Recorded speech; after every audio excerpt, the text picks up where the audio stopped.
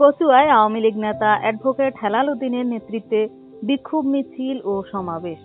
কুষ্টিয়ায় বাঙালি জাতির জনক বঙ্গবন্ধু শেখ মুজিবুর রহমানের ভাস্কর্য ভাঙচুরের ঘটনায় কচুয়ায় আওয়ামী লীগ নেতা ও উপজেলা পরিষদের সাবেক panel chairman advocate Mohammad Helal উদ্দিনের নেতৃত্বে বিক্ষোভ মিছিল ও সমাবেশ অনুষ্ঠিত হয়েছে।